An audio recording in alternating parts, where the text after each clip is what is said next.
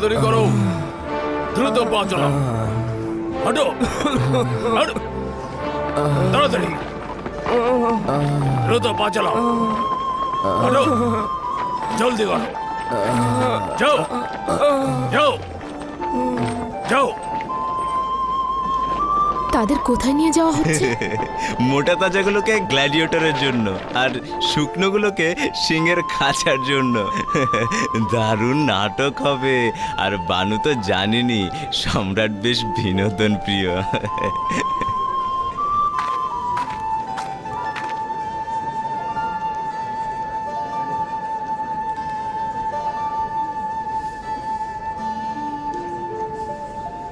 লানত সম্রাটের উপরে।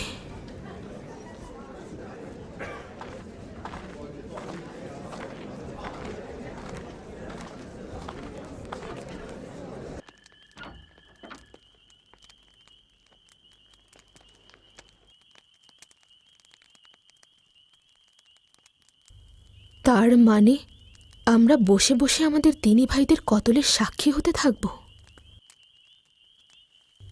আমাদেরকে কিছুই করার নেই। আজ এজন্যে জনাব ডিওক্লেটিয়ানুসের কাছে গিয়েছিলাম। সিদ্ধান্ত হয়েছে ঈসার যে সকল অনুসারীরা শহর মেরামতের কাজে নিয়োজিত রয়েছে তাদেরকে গ্রেফতার করা হবে না। এইটুকুই? তাহলে বাকিদের কি হবে? তারা কি হিসেবের মধ্যে পড়ে না? আমরা আজ ডিওক্লেটিয়ানুসের কাছে গিয়েছিলাম। জুলিয়াসের উপস্থিতিতে বেশ উত্তপ্ত বাক্য বিনিময় হয়েছে। আপনার পিতা আমাদের সম্পর্কে বেশ সজাগ মনে হলো। হ্যাঁ, আর একটা তর্ক বিতর্কই আমাদের সম্পর্কে তার সন্দেহকে আরও বাড়িয়ে দেবে, এবং আমাদের সঙ্গে হজরত ঈসার অনুসারীদের যে সম্পর্ক রয়েছে তাও তার কাছে পরিষ্কার হয়ে যাবে। আর জুলিয়াস হয়তো এটাই চাইছে। অনুমতি দিলে আমি ডিওক্লেটিয়ানুসের কাছে যেতে পারি। যদি আমাকে হত্যাও করা হয় তবু এর থেকে ভালো। মৃত্যুতেই সব সমস্যার সমাধান হবে কিনা সেটা আমাদের ভেবে দেখা উচিত। এটি সর্বশেষ তীর হওয়া উচিত, যার মাধ্যমে হয় উদ্দেশ্যে পৌঁছাবো, নয়তো ক্ষতিগ্রস্ত হব। দুঃখিত আলী জনাব ম্যাক্সিমিলিয়ানুস, এটা ভেবে দেখেছেন কি যে এত সংখ্যক ঈসার অনুসারীদের উপস্থিতিতে জনাব ডিওক্লেটিয়ানুসের হুকুমত ধ্বংস হয়ে যেতে পারে? আসল মুশকিলটা ডিওক্লেটিয়ানুস নয়, সম্রাট। যদি সম্রাটই হয় তাহলে আপনারা তাকে কেন সম্রাটকে হত্যা করছি না? ধরে নিলাম হত্যা করেছি, কিন্তু রোম তো বহাল থাকবে। এমনকি যদি রোমের হুকুমত পরিবর্তনও হয় কোনো ফায়দা নেই যতক্ষণ না পর্যন্ত মানুষের জেহেনে সম্রাট নামক খোদা রয়েছে। খোদাগণ সম্রাটের হেফাজতের কুদরত। হাজার সম্রাটের পতন হলেও এরা অন্য সম্রাটের পেছনে ছুটবে। দ্বিতীয়ত, কিভাবে জানব যে সম্রাট হত্যার সঙ্গে সঙ্গে অসংখ্য দিনী ভাইদের কতল করা হবে না? না না, রোমের পতন দিয়ে আমাদের কোনো লাভ হবে না। আচ্ছা, তাহলে কি করব? চুপ করে মুখ বন্ধ রাখাটাই কি একমাত্র পথ? না, চুপ করে মুখ বন্ধ রাখা কোনো পথ নয়। আমি এমন একটি পথের সন্ধানে রয়েছি যার মাধ্যমে লোকজন নিজেরাই সংশোধিত হবে, আর এর ফলে সম্রাট নিজেই নিজের পতন ডেকে আনবে। এটাও তো মনে হচ্ছে অসম্ভব ব্যাপার। না, অবশ্যই সমাধান রয়েছে, কিন্তু কি সেই সমাধান? অবশ্যই সবুর করা উচিত। অবশ্যই সমাধানের পথ খুঁজে পাওয়া পর্যন্ত আমাদের সবার সবুর করা উচিত। নিজেদের পরিচয় গোপন রাখতে হবে।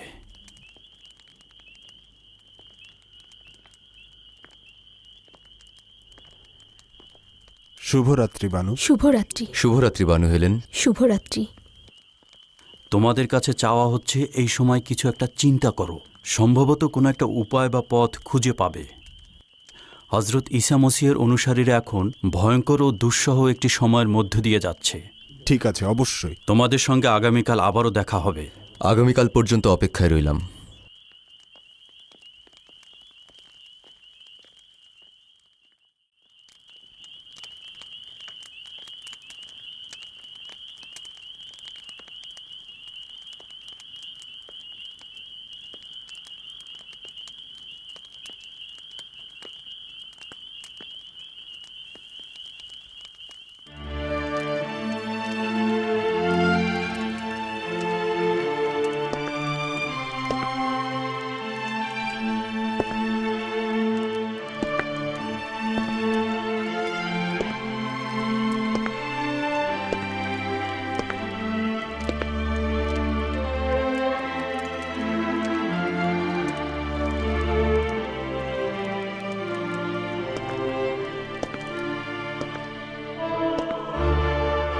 এই মানুষগুলোকে অবশ্যই জাগানো উচিত।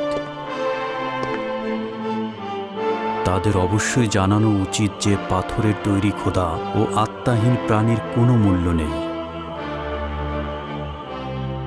তাদের অবশ্যই জানা উচিত যে তাদের খোদা জীবিত ও সর্বশক্তিশালী। তাদের অবশ্যই জানা উচিত যে এই সম্রাটও তাদের মতো একজন সাধারণ মানুষ। মানুষদেরকে এটাও জানানো উচিত যে সম্রাট জমিনের বুকে নিজেকে একজন খোদা বলে দাবি করছেন, আসলে তিনিও একজন রক্ত মাংসেরই মানুষ।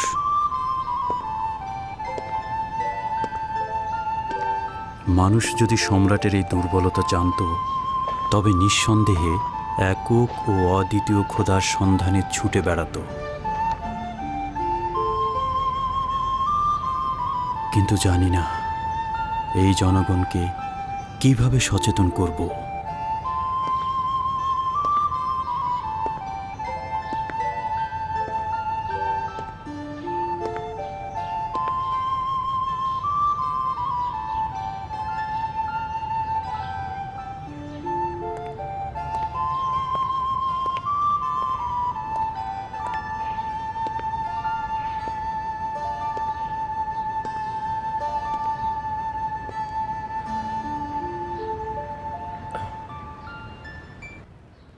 আলী জানাব, গতকাল রাতে আপনি এক ফোঁটাও ঘুমালেন না। কিভাবে ঘুমাবো? হায় আফসোস, যদি ঘুমাতে পারতাম। গালুস, আমার ঘোড়ায় জিন লাগাও, আমি গুহায় যাব। লেভাজার তলোয়ার দেব? দাও। আদেশ শিরোধার্য। পথের জন্য কিছু খাবারও দিও।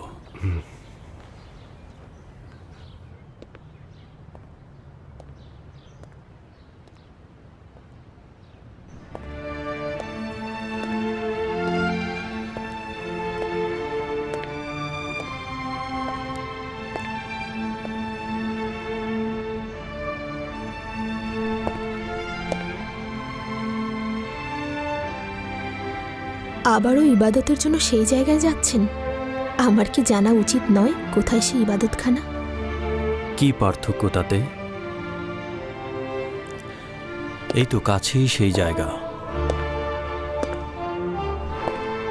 সম্রাটের প্রবেশের পূর্বে মহান খোদাতালার কাছে কিছু একটা উপায় চাইব। যদি ডিওক্লেটিয়ানুস আপনার খোঁজ করে তাহলে কি বলবো? বলবে চতুষ্পদ প্রাণীর খোঁজে শহরের আশেপাশে গেছে।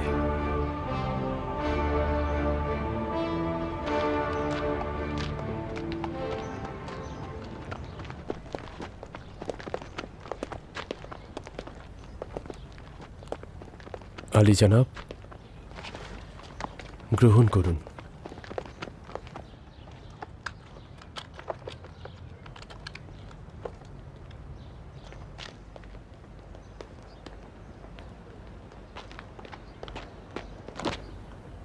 শুক্রিয়া বাবা, আমি না আসা পর্যন্ত মায়ের দিকে খেয়াল রাখবে। ঠিক আছে। খোদা হাফেজ। খোদা হাফেজ।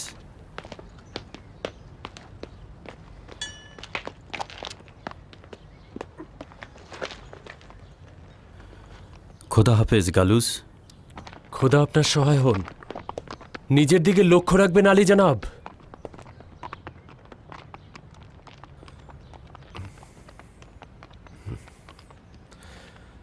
এই বিপজ্জনক পরিস্থিতিতে কি যাওয়ার দরকার ছিল? জানি না।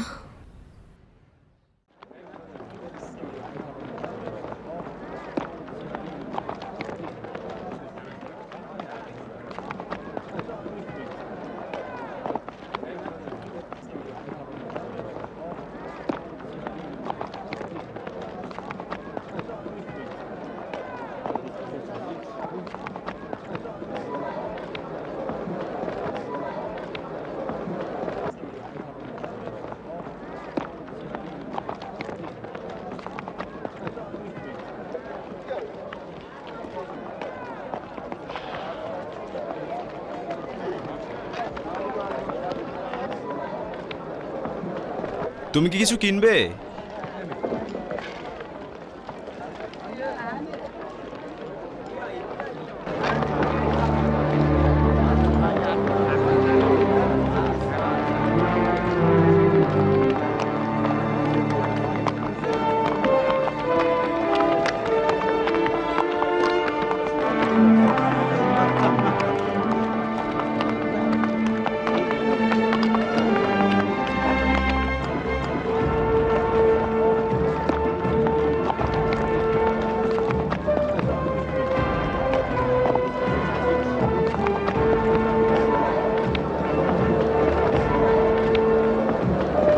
আমি নিশ্চিত এই ইহুদি জুলিয়াসের পক্ষে গোয়েন্দাগিরি করছে।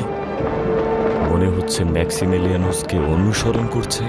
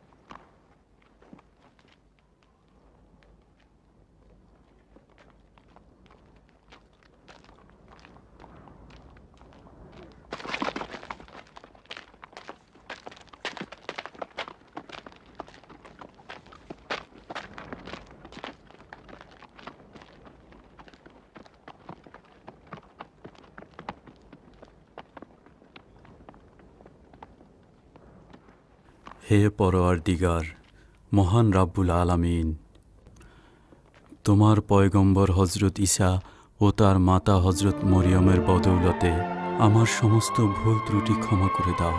আমার সীমাহীন গুনাহের বোঝা তুমি মাফ করে দাও। যদি না করো তবে আমি গুনাহগারই থেকে যাব। হে পরওয়ারদিগার, সন্দেহ আমার সমস্ত কিছু গ্রাস করেছে। কিভাবে আমল করব? আবারও কি নিশ্চুপ হয়ে থাকব, নাকি মুক্তির ভিন্ন কোনো পথ আছে? হে পরওয়ারদিগার, তুমি যে পথ পছন্দ করো সে পথের জন্য আমাকে ইলহাম দাও।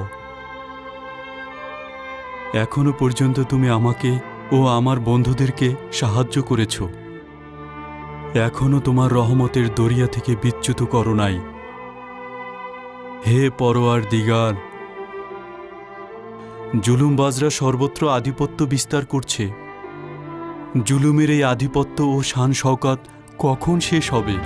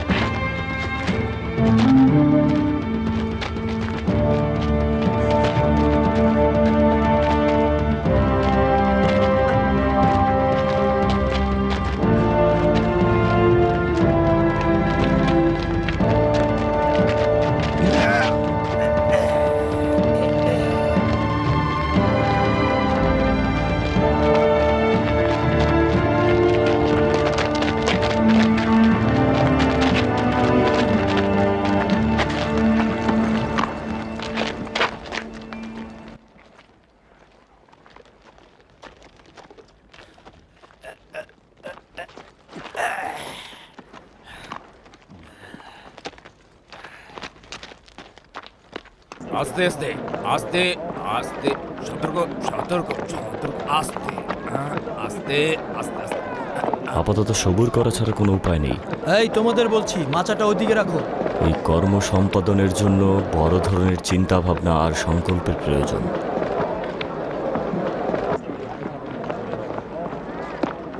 জুলিয়াসের গোয়েন্দা ফিরে এসেছে।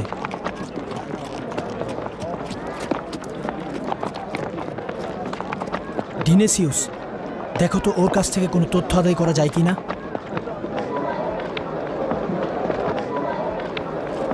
এই, তোমার সঙ্গে দরকার আছে, দাঁড়াও দাঁড়াও।